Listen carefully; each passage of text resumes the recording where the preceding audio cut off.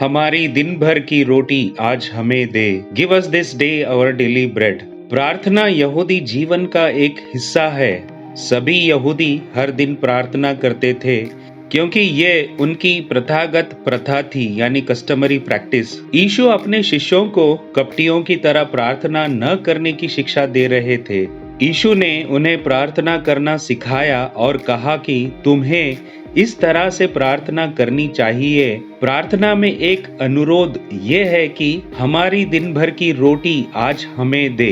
दूसरी ओर उसी अध्याय में यीशु अपने शिष्यों को कल की चिंता न करने की शिक्षा दे रहे हैं और कहते हैं, इसलिए मैं तुमसे कहता हूँ कि अपने प्राण के लिए ये चिंता न करना कि हम क्या खाएंगे और क्या पिएंगे, और न अपने शरीर के लिए कि क्या पहनेंगे।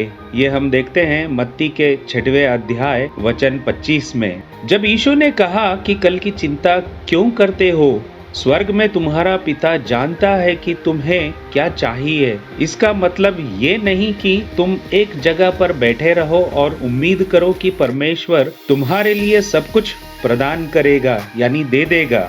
जी बिल्कुल नहीं, यीशु का ऐसा कहने का मतलब नहीं था। जब आप प्रार्थना में प्रभु से मांगते हैं, हमारी दिन भर की रोटी आज हमें दे, तो ये आपकी पूरी निर्भरता और प्रावधानों के लिए प्रभु पर भरोसा दिखाता है, ना कि आपकी क्षमता पर। रोटी का मतलब हमारी नौकरी, व्यवसाय या पेशा भी हो सकता है जिससे हम पैसे कमाते हैं। आमतौर पर ये कहा जाता है कि हम रोटी और मक्खन यानी ब्रेड एंड बटर के लिए काम करते हैं, न केवल हमारे लिए बल्कि हमारे परिवार के लिए। बाइबल हमें बताती है, किसी बात की चिंता न करो, परंतु हर बात में प्रार्थना और विनती और धन्यवाद के साथ अपनी विनती परमेश्वर के सामने अपने निवेदन प्रस्तुत करें। ये हम देखते हैं फिलिपियों के 4 अध्याय वचन 6 में। रोटी का अर्थ परमेश्वर का वचन भी है, अनमोल भोजन जो कभी सड़ता नहीं और ना ही खराब होता है। मत्ती के अध्याय 4 और वचन 4 में यीशु ने कहा, लिखा है, मनुष्य केवल रोटी ही से नहीं परंतु हर एक वचन से जो परमेश्वर के मुख से निकलता है जीवित रहेगा। मनुष्य केवल रोटी से जीवित नहीं रहेगा। इसका अर्थ ये नहीं है कि मनुष्य को अपनी शारीरिक भूख के लिए रोटी की आवश्यकता नहीं है। यहाँ यीशु के कहने का अर्थ ये था कि हमें परमेश्वर के वचन की भी आवश्यकता है। अपनी आध्यात्मिक भूख के लिए, हमें तंदुरुस्त रखने और हमें आध्यात्मिक शक्ति देने के लिए, जो कि हमारी प्राथमिक आवश्यकता है। भोजन पेट के लिए और पेट भोजन के लिए है, परंतु परमेश्वर इसको और उसको दोनों को नष्ट करेगा, परंतु देह व्यभिचार के लिए नहीं वरना प्रभु के लिए है और प्रभु देह के लिए है। ये हम देखते हैं पहले कुरिन्थियों के 6वें अध्याय वचन 13 में। भोजन हमें परमेश्वर के निकट नहीं पहुंचाता। यदि हम न खाएं तो हमारी कुछ हानि नहीं और यदि खाएं तो कुछ लाभ नहीं। लूका के 12वें अध्याय में यीशु एक और उदाहरण देते हैं, एक अमीर मूर्ख का उदाहरण। उसने एक बड़े खलिहान में फसल जमा कर रखा था जिसे उसने इकट्ठा किया था। उसका भरोसा उस फसल पर था जिसे उसने बटोर कर अपने खलिहान में रखा था। उसने अपने फसल पर अभिमान किया कि उसने उसे रखा है और उसने सोचा कि वो कई वर्षों तक उसका आनंद उठाएगा। अपने प्राण से कहूंगा कि प्राण, तेरे पास बहुत वर्षों के लिए बहुत संपत्ति रखी है, चैन कर, खा पी, सुख से रहे। परंतु परमेश्वर ने उससे कहा, हे मूर्ख, इस रात तेरा प्राण तुझसे ले लिया जाएगा। तब जो कुछ तूने इकट्ठा किया है वो किसका होगा? ऐसा ही वो मनुष्य भी है जो अपने लिए धन बटोरता है परंतु परमेश्वर की दृष्टि में धनी नहीं। ये हम देखते हैं लूका के 12वें अध्याय वचन 16 से 21 में। इस मनुष्य की तरह कई लोग अपनी क्षमता पर भरोसा करते हैं और वे अपने मन में कहते हैं कि मैं अपनी मेहनत से धन दौलत कमाऊंगा, परंतु परमेश्वर पर भरोसा नहीं करते क्योंकि वे जानते नहीं कि उनका प्राण परमेश्वर के हाथों में है। यहाँ हम देखते हैं कि अमीर आदमी अपनी आत्मा से बात करता है। वो एक मूर्ख की तरह बोलता है जैसा वो था क्योंकि उसका प्राण कैसे चैन पा सकता था जो परमेश्वर के क्रोध के अधीन था और जिसे नरक की सजा दी गई थी। क्या एक मसीह रहित आत्मा, एक दोषी और निंदित आत्मा के पास कोई आराम हो सकता है? खाओ पियो और मौज करो, बस नरक में जाओ।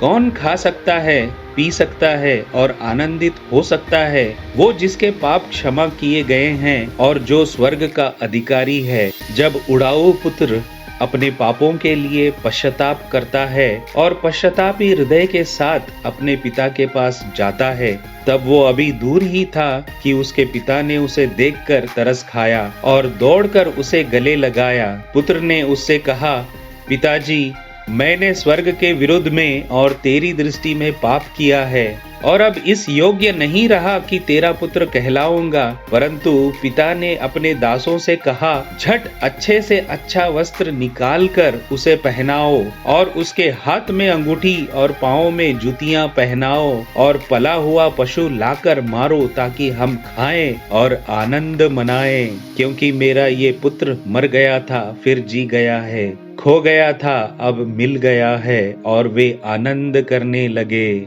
यहाँ प्रभु हमें सिखा रहे हैं कि हमें अपनी क्षमता या हमारे द्वारा जो संपत्ति हमने जमा किया है उस पर भरोसा नहीं करना चाहिए, ना ही अपने बैंक बैलेंस या हमारे काम पर भरोसा करना चाहिए जैसा कि अमीर मूर्ख ने किया था, बल्कि हमें अपने दैनंदिन प्रावधानों और जरूरतों के लिए परमेश्वर पर विश्वास और भरोसा रखना चाहिए। हमारा विश्वास और भरोसा परमेश्वर में होना चाहिए, ना कि हमारी क्षमता पर। यही कारण है कि यीशु ने अपने शिष्यों को इस तरह से प्रार्थना करना और परमेश्वर से हमें अपनी प्रतिदिन की रोटी देने के लिए मांगना सिखाया। इसलिए यीशु ने अपने शिष्यों को सिखाया कि कल की चिंता न करें। यीशु ने कहा, जीवन भोजन से बढ़कर है और शरीर वस्त्र से बढ़कर है। परमेश्वर हमारी जरूरतों को जानता है और वो इन सभी चीजों को उपलब्ध करता है। जो परमेश्वर को नहीं जानते और जो राष्ट्र झूठे धर्म को मानते हैं, वे इन बातों के बारे में चिंता करते हैं। उनका घमंड उन वस्तुओं, संपत्ति, धन आदि पर होगा जो उनके पास है और वे उस पर भरोसा करते हैं। परंतु यीशु ने कहा, तुम परमेश्वर और धन दोनों की सेवा नहीं कर सकते। इसलिए जब परमेश्वर मैदान की घास को, जो आज है और कल भाड़ में झोंकी जाएगी, ऐसा वस्त्र पहनाता है, तो हे अल्प विश्वासियों, तुमको वो इनसे बढ़कर क्यों ना पहनाएगा। बाइबल हमें बताती है कि अधर्मी हमेशा चैन से रहते हैं और धन संपत्ति बटोरते रहते हैं और वे सोचते हैं कि कोई परमेश्वर है ही नहीं। हम अपनी रोजमर्रा की जरूरतों जैसे खाने पीने की चीजों और अपनी रोजी रोटी के लिए किस पर भरोसा कर रहे हैं? क्या हम अपनी उस संपत्ति पर भरोसा कर रहे हैं जिन्हें हमने इकट्ठा किया है, या अपनी नौकरी पर, या अन्य जातियों की तरह अपने बैंक बैलेंस पर भरोसा कर रहे हैं, या हम अपनी प्रतिदिन की रोटी के लिए यहोवा पर भरोसा रखते हैं? हम देखते हैं नीति वचन के 23वें अध्याय वचन 4 और 5 में, धनी होने के लिए परिश्रम न करना, अपनी समझ का भरोसा छोड़ना। क्या तू अपनी दृष्टि उस वस्तु पर लगाएगा जो है ही नहीं? वो उकाब पक्षी के समान पंख लगाकर निसंदेह आकाश की ओर उड़ जाता है।